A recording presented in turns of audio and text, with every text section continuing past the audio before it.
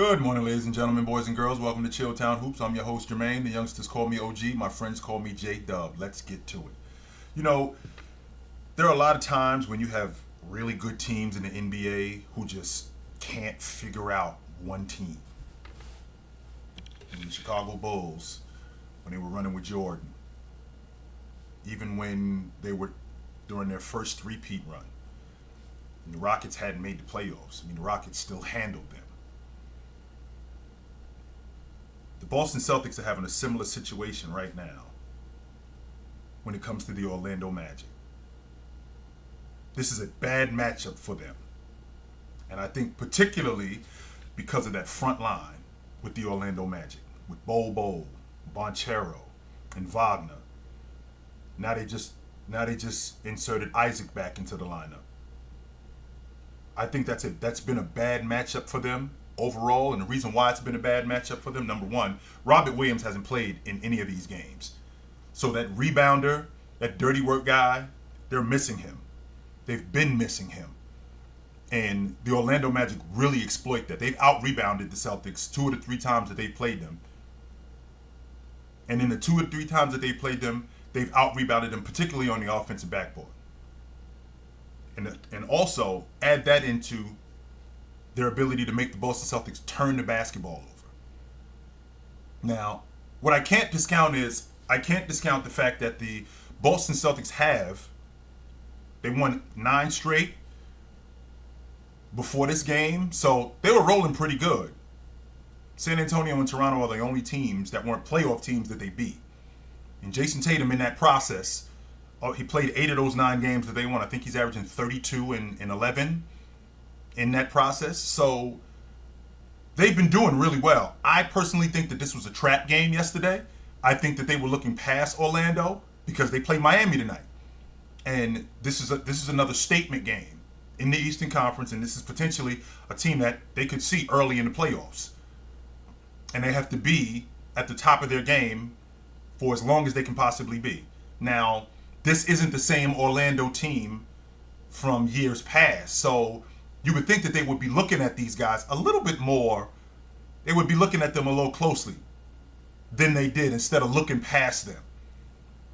I didn't think that they took care of the basketball as well as they could have. I think that getting into the teeth of the defense, Jason Tatum, I think his ability to get off the basketball, I think he made a lot of poor decisions last night also. Jaylen Brown is another one.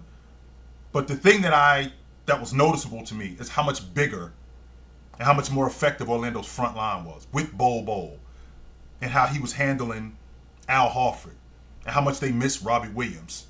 Bonchero, how much he pushed Grant Williams, who's another dirty work guy for the Boston Celtics, who really didn't give them much defensively, how he pushed him away from the basket and took away from his ability to rebound and his ability to defend in the interior. And I think that really hampered the Boston Celtics. This is a bad matchup for them. I don't see the Orlando Magic making the playoffs or the play-in tournament, but I will tell you that there are teams that have other teams' number, and this Orlando Magic team, I think it would be different. I don't know how much different it would be in the playoffs, but I think that it may be different if they were to make the playoffs. But I think that this would be a dogfight simply because of what the Orlando Magic have on the front line. Wagner is one of the best, not just dirty work guys, turning into a great D&3 guy, one of the better transition players in the game. And he gave Al Horford fits, just like Bol gave him fits on both the offensive and defensive end of the floor. And, inserting Isaacs into the lineup, I think that gave them a vault of energy that they didn't have. And I can't reiterate this to you guys enough, that when you have arguably the best rim protector in the game and one of the best rebounders in the game and one of the best interior defenders in the game in Robbie Williams, when you're going up against a huge front line like the Orlando Magic, even though they're young, but when you're going up against a huge front line like that, we can't be shorthanded and not have our big guy and be effective. And they didn't. And it showed. It clearly showed. Because when you got a big guy in Robert Williams in the paint like that, well, what that does is that deters Cole Anthony from coming in here. That deters Markelle Fultz from coming into the paint and getting and taking more difficult shots, as opposed to now I got a rim protector in here and He's probably not going to come in here as much because it's going to be more difficult. I think that that's a bad matchup for them, and I'm sure that the Boston Celtics don't want to see these guys again. It reminds me of the Yankees winning the World Series or going to the World Series in 2003 and how much they were rolling, but the Tampa Bay Devil Rays were at the bottom of the league and they just couldn't get past these guys. And it was a good thing that they didn't have to see them in the playoffs. So I don't think that the Boston Celtics are losing any sleep over not having to play them again, because that's really a bad matchup for them. Really a bad matchup for them. I dug the fact that what the Lakers did yesterday with adding a guy in Rui. The first thing that I want to add to this is you can't put a price tag on a guy playing closer to home. And what I mean when I say playing closer to home, some guys it's good for them, but some guys it's not. But in this particular situation, it's actually a good thing with Rui being from Japanese descent, now being back on the West Coast, which is where he's from. I think that that's going to help him out tremendously, being closer to family. I think that that's a big deal. One of my best friends is of Japanese descent, and when he's when you're closer to your family in that particular situation, when you're closer to your family, you'd be surprised how much better things are. And I think that Rui, in that particular situation, it's going to be better. Now, as far as his game, I think he's perfect for what the Lakers are doing. Number one, I don't think that the Washington Wizards were using him correctly. I think Rui is one of the better athletes in the game. Not only is he one of the better athletes in the game, he's one of the better transition players in the game. But they didn't have a distributor that could enhance that for him. They had him defending 4 and 5s, which he's good at doing that. But with him creating turnovers, right, with him rebounding and him getting out in transition, they didn't have anybody to distribute to him to enhance his athletic ability on the wing. He's a real good stop and pop guy. I think that he's a more enhanced D and 3 guy. And with him running with James, I think that's going to help them out a lot. I think that's going to help him out a lot because now that gives James another transition player. That gives James another guy on defense that can help him. Nunn really wasn't giving him anything. He wasn't giving them anything on the perimeter. He wasn't giving them anything defensively. He wasn't giving them much. So I think the trade for Rui, I think that that's going to help these guys out a lot because again, I think him being the transition player that he is and the defensive player that he is, once they get Anthony Davis back, I think that's going to be able to speed them up even more. And I think that they're going to showcase him more with that. And I think that that's going to help them out a lot. I thought that Washington was using him kind of like the Knicks do Obi Toppin. And I think he's better than Obi Toppin. But they were making him look like Obi Toppin. When in reality, I think he's a better player than him. And I think he's a better D guy. I think he's a better perimeter player. I think he's a better rebounder. But they weren't using him correctly.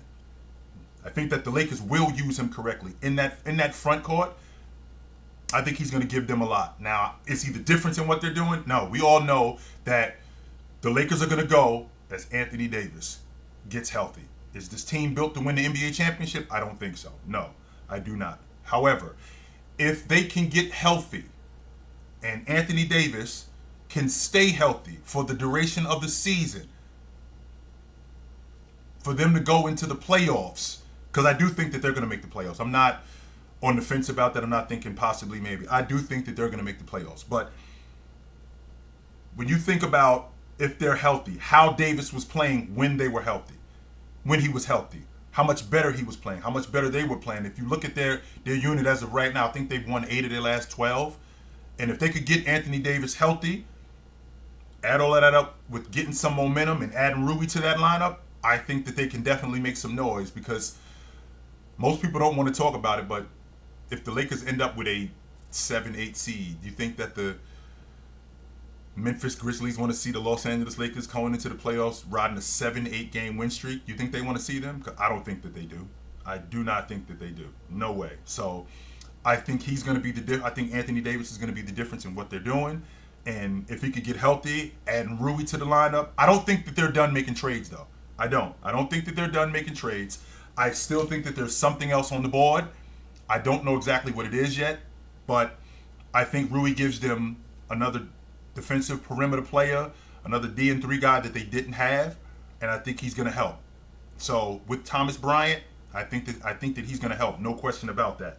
So since we're on the subject of trades, I was asked about a trade, who is a team that is right there on the doorstep, and I think it's the New Orleans Pelicans.